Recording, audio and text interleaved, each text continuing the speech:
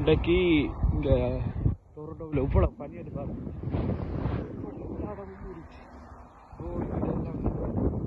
போகவே முடியலை. ஃபுல்லாக போகிற வழியெல்லாம் உயரம் வந்து இவ்வளோ பிரதி இருக்கு.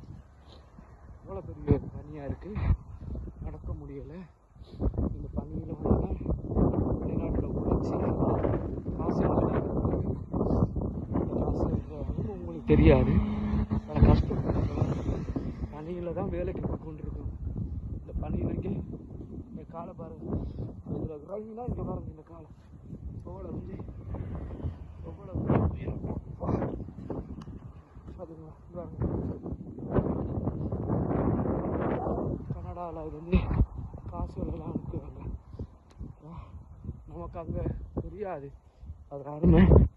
இங்கே வந்து சரியான பனியில் தான் காரும் இல்லாமல், அங்கே காரும் இல்லை, அதில் நடந்தான் போய் கொண்டிருக்கிறோம். இப்படி உழைச்சி அனுப்பி கொண்டிருக்காங்க பாவம் வெளிநாட்டில் இருக்கிற ஒவ்வொரு சகோதரர்களும்.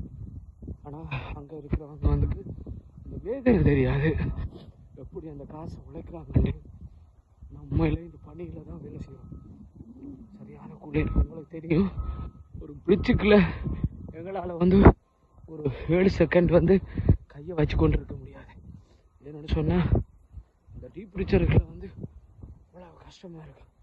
ஆனால் அதுக்குள்ளே இருக்கிற கொஞ்சம் தான் டெம்பரேச்சர். ஆனால் எங்களுக்கு இதில் பார்த்தீங்கன்னா ஐயோ கையை பார்த்தீங்கன்னா அதெல்லாம் உரைச்சிட்டு ஆனால் டெம்பரேச்சரில் இங்கே வர எல்லாம் பனி, மலையாக பனி.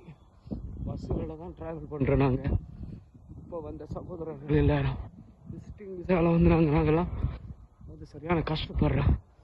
வேலைக்கு தான் போகிறோம், இப்படி தான் காசு அனுப்பி கொண்டிருக்கிறோம். எங்கள்கிட்ட பழைய ஆக்கள் மாதிரி நாங்கள் வந்து யுத்தத்தை அடிப்படையாக கொண்டு இங்கே வரல. நாங்கள் வந்து என்ன பண்ணுறோம், வேலையை அடிப்படையாக கொண்டு வந்தோம். நாங்கள் உழைச்சிக்கூட பிள்ளைகளை நல்லா ஆக்கிடுவோங்க. ஆனால் சில கஷ்டத்தில் அனுப்பினாலும் அங்கே இருக்கிறவங்களுக்கு அந்த காசு யாருமே தெரியாமல் டக்கு செலவு பண்ணிடுறாங்க. என்ன சகோதரர் உங்களுக்கு தெரியும், கண்டான சும்மா நாடு இல்லை. சரியான குளிர், ஒரு நேச்சரை கூட பார்க்க முடியாது, தண்ணி மட்டும்தான். தலைமையான சகோதரர்களே, உங்களோட வேதனைகளை புரிஞ்சு